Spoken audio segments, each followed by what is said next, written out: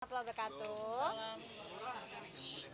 Terima kasih ya sebelumnya buat teman-teman yang udah nungguin ya dari tadi ya. Punten banget mungkin nungguin agak lama, tapi alhamdulillah kita selesai sebelum waktu azan maghrib berbuka ya.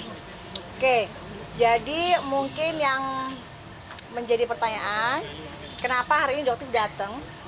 Sebelumnya memang harusnya jadwalnya Doktif di hari Rabu minggu kemarin.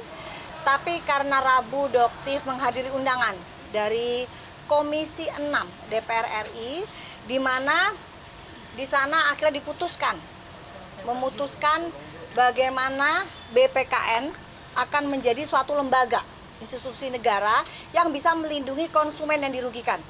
Jadi mungkin nanti pionirnya mungkin Doktif ya yang akan menjadi jalan pembuka bagaimana konsumen Indonesia bisa melaporkan kerugian yang sudah didapatkan ya. Oke, yang pertama. Yang kedua adalah hari ini pelaporan dari Dr. Richard ya, melaporkan Doktif atas kasus suplemen white tomato, pencemaran nama baik, dan dengan perkataan Doktif yang mengatakan bahwa suplemen white tomato itu apa bilangnya pada saat itu? Pak Adi, coba Pak Adi datang, silakan sebagai lawyernya Doktif. Coba mungkin bisa dilanjutkan terkait dengan laporan ya. Kalau laporan dari saudara Richard itu soal pelaku usaha yang diduga merendahkan barang dan atau jasa yang lainnya.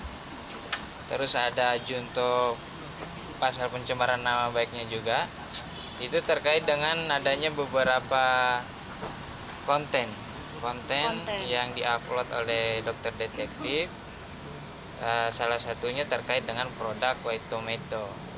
Nah, untuk produk white tomato ini sendiri kan sebenarnya pada dasarnya sudah dalam proses hukum juga ya, sudah dalam proses hukum di pihak kepolisian, karena itu sudah kita laporkan terkait dengan adanya dugaan pelanggaran hukum juga. Nah, nanti kita tinggal tunggu aja. Ini udah berproses dan kemudian ada. Oke, jadi di sini Doktif jelaskan lagi ya. Di sini sudah dirilis dari Badan POM bahwa memang produk white tomato tidak pernah ada kandungan tomat putih. Ya, jadi mungkin kalau Doktif menyebutnya ya ini bohong ya atau menipu. Gitu. Karena dengan menambahkan stiker aja sehingga, dan iklan-iklan beliau pun mengatakan bahwa produknya mengandung ekstrak tomat putih. Jadi untuk DRL, please Doktif mohon jangan lagi berlagak seperti amnesia. Ya, kamu selalu melakukan iklan, menyebarkan iklan bahwa suplemen kamu mengandung tomat putih. Dan akhirnya terima kasih apresiasi kepada Prof Taruna dan Badan POM, akhirnya merilis pelanggaran terhadap relabeling dan iklan suplemen kesehatan WT. Sudah jelas ya. Di sini nggak cuman ada 5 pelanggaran yang sudah dilakukan. Oke. Jadi di sini dipasang stiker sendiri. Dan masyarakat mungkin tahu ya apa alasannya. Karena produk ini sama dengan produk Glubio yang dijual di pasaran seharga 300.000. Tetapi dengan menempelkan stiker, maka harganya bisa menjadi 1.500.000. Dan inilah yang salah satu poin yang Richard melaporkan Doktif. Oke, sudah ya. Terus juga Doktif di sini ingin menyampaikan kepada Richard untuk fokus saja. Ya, fokus saja kepada pelaporan Doktif di Polda Metro Jaya. Jangan menggiring opini ke masyarakat. Istri kamu sudah dipanggil, tetapi mangkir dari panggilan. Jadi Doktif mohon silakan kooperatif saja dengan panggilan Polda Metro Jaya. Karena dalam waktu dekat insya Allah beliau pun akan dipanggil oleh Polda Metro Jaya untuk mempertanggungjawabkan produk yang sudah dia jual. Bukan cuma ini, ada beberapa produk lain yang terindikasi diduga juga melakukan pelanggaran. Ya. Dok, tadi pertanyaan berapa dok pemeriksaannya dok? Berapa pertanyaan? 20-an mungkin ya. Seputar apa aja? Ya seputar itu aja, seputar konten, seputar white tomato, seputar surat izin praktek ya. Jadi yang juga dipertanyakan adalah Doktif memang ya mengunjungi Jadi sebelum Doktif itu mengungkap fakta atau data atau berucap, itu Doktif akan selalu melakukan research atau penelitian lebih dahulu. Ya, jadi Doktif mendatangi klinik beliau di Palembang. Dan memang Doktif melihat dan pengakuan dari dokter pun sama. Apakah ada di situ surat izin praktek Dr. Richard? Doktif tidak melihatnya. Ya, jadi fakta yang Doktif omongkan adalah fakta, bukan kata-kata opini atau asumsi. Ya, jadi Doktif yakin dari Polres Metro Jakarta Selatan juga akan melihat fakta-fakta yang ada. Penyidiknya baik banget ya tadi ya, Bang Alvino, Bang Ridwan, luar biasa. Dan Doktif yakin bukti-bukti juga mereka dengan jelas mereka lihat. Ya, jadi kita percayakan saja dengan penyidik, oke? Dok, Terus terkait apalagi? dari BPOM bahwa seorang dokter tidak boleh mereview produk itu gimana, Dok? Kenapa? Terkait pernyataan dari BPOM bahwa seorang dokter tidak boleh mereview sebuah produk itu gimana? Kalau selama ini sih Doktif mendapatkan informasi tidak begitu ya, apalagi produk-produk yang tidak memiliki izin Badan POM, apalagi produk-produk yang mengandung merkuri, itu tidak pernah ada masalah. Silahkan Doktif lanjutkan reviewnya, ya. Jadi jangan juga ikut tergiring opini, oke? Terus juga untuk AS yang mengatakan bahwa Doktif tersangka di Medan, ya. Doktif mohon jangan ngotot banget dong lawyernya itu. Kok memaksakan banget Doktif jadi tersangka? Kayaknya pengen banget kayaknya Doktif masuk gitu ya. Jadi lawyer yang profesional, melihat fakta dan data. Ya bukan karena keinginan nafsu dari kliennya. Kalau memang Doktif tidak terbukti, bahkan memang kliennya ada justiper. Ya, terbukti semua. Bahkan bukti-buktinya sudah diserahkan ke penyidik. Seperti pemeriksaan terakhir ya, itu dilakukan di Polres Tangerang Selatan. Itu kita sudah memberikan semua keterangan-keterangan apa yang dibutuhkan oleh penyidik kepolisian dan terkait dengan permasalahan apa kata-katanya bukan Jadi gini, Justiper, bukan ya? dokter, justiper itu ada satu kalimat yang bersambungan. Iya. Ya. Jadi bukan fix Andra Situngkir bukan dokter, enggak seperti itu. Fix bukan dokter, justiper. Yes, Kenapa? Karena seorang dokter tidak boleh dia melayani justiper kosmetik. Jadi beliau ini ya membeli kosmetik dari luar Bangkok. Berdasarkan pesanan dari orang-orang, ada linknya, bahkan beliau juga menunjukkan nomor teleponnya, ya. Jadi dia akan memesan itu dan akan langsung berangkat ke Bangkok bersama dengan teman-temannya, karena pada saat itu memang bersama teman-temannya. Dia membeli ya, dan dia akan memasukkan barang itu ke Medan melalui Bea Cukai Kuala Namu. Oke ya. Nah, pada saat di Bea Cukai Kuala Namu, Doktif apresiasi banget kepada Bea Cukai Kuala Namu yang menahan barang-barang tersebut. Jadi sempat tertangkap ya. Memang barang-barang tersebut sempat ditahan dan mungkin sampai saat ini pun masih berada di Bea Cukai Kuala Namu. Oke ya, jadi di situ pun sudah jelas ya, memang dia adalah seorang justiper dan seorang dokter tidak boleh melakukan itu, apalagi dia tahu aturan bahwa produk kosmetik yang ada di Indonesia harus memiliki izin edar Badan POM. Jadi untuk lawyernya Pak siapa, Yulianus itu ya, jadi Doktif tekankan, Pak, itu bukan oleh-oleh Pak, ya itu adalah titipan, buktinya jelas banget dari bondnya, dari chatnya, dari semuanya itu bukti jelas banget dan saat ini sudah dipenyidik. Jadi Doktif mohon meskipun sebagai lawyer membela kliennya, tapi kalau kliennya salah, lebih baik nasihati, bukan untuk menggiring opini masyarakat.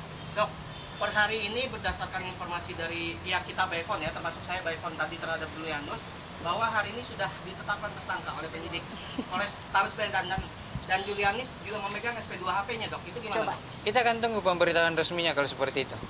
Semoga cepat kami terima ya, karena sampai detik ini saya belum terima sebagai kuasa hukum Doktif, saya belum terima pemberitahuan tentang yang dimaksud tadi.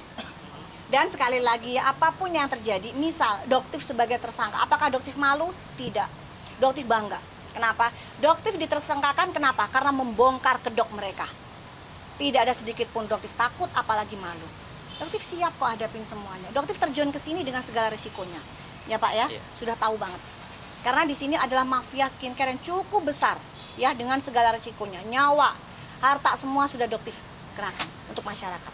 Ya, alhamdulillah juga kan kalian kemarin lihat bagaimana Doktif tidak meminta datangnya, Doktif diundang sebagai undangan di Komisi 6 dan akhirnya kita mendapatkan kesepakatan. Ketok Palu bukan cuma sekedar curhat-curhat yang hanya menghabiskan waktu. DPR itu bukan ajang curhat, ya. Kita ke DPR itu untuk meminta keadilan. Ya, dan keadilan untuk masyarakat, bukan keadilan untuk owner-owner skincare. Dok, Gitu. izin klarifikasi soal foto yang beredar dengan suaminya Dr. Reza Gladys itu seperti apa mungkin dok yang beredar di dunia lah? Doktif kan sudah menyerahkan ke penyidik. Jadi Doktif tidak akan gini, terlalu banyak fitnah yang beredar. Jadi kalau Doktif klarifikasi satu-satu hanya menghabiskan energi dan waktu. Karena Doktif tidak pernah yang namanya melakukan penyebaran penggiringan opini dengan buzzer. Ya. Jadi Doktif menyerahkan semuanya ke penyidik. Ya, jika memang Doktif terkait, mungkin hari ini Doktif nggak akan berada di sini. Betul ya Pak ya? Nggak akan mungkin berada di sini. Tapi selama ini sampai detik ini tidak ada satupun bukti ya yang mengaitkan Doktif, apalagi dikatakan sindikat, itu adalah fitnah yang sungguh-sungguh keji. Ya, tapi sekali lagi Doktif bersyukur alhamdulillah di kondisi Doktif yang terzolimi itu doanya Doktif pasti makbul. Ini adalah kesempatan emas. Jadi Doktif nggak pernah merasa tertekan, depresi, enggak. Malah Doktif merasa bersyukur luar biasa. Ya, karena fitnah ini akan meningkatkan Doktif ke derajat yang jauh lebih tinggi.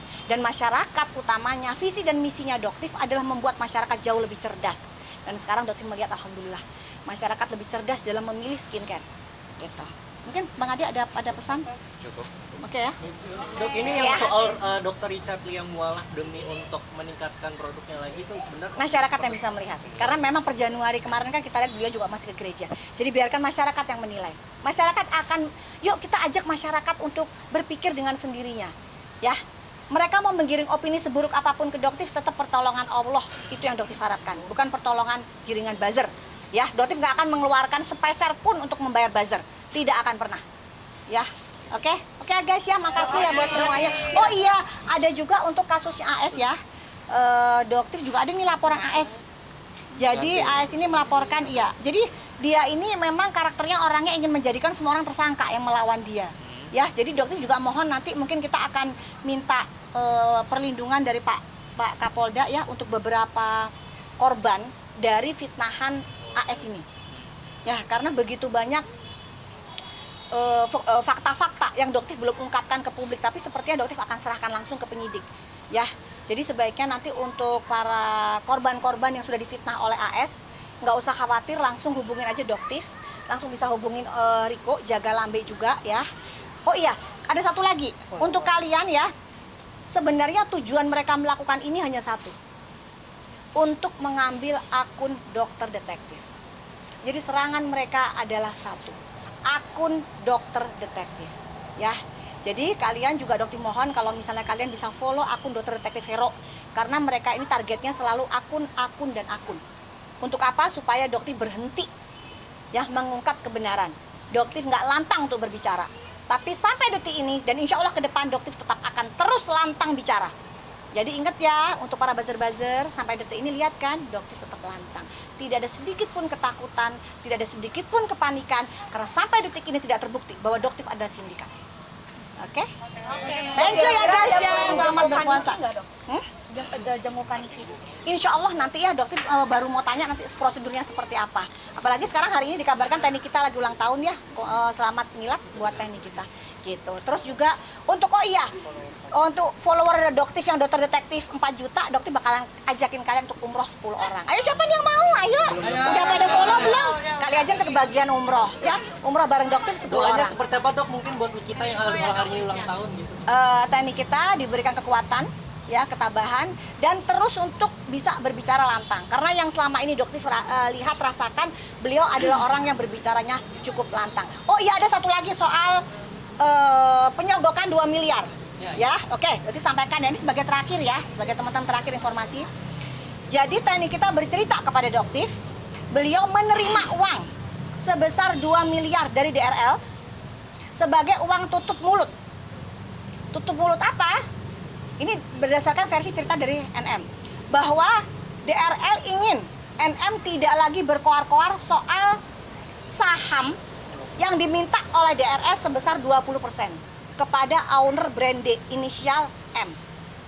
Nah, ini yang Doktif sesalkan. Jika kamu koar-koar soal pemerasan, bagaimana dengan diri kamu sendiri yang diduga meminta saham 20% kepada brand owner dengan inisial brand owner D inisial M, ya, di saat owner brand tersebut sedang jatuh, ya, apakah itu juga tidak disebut dengan pemerasan? Saham 20% dan NM diminta untuk tutup mulut.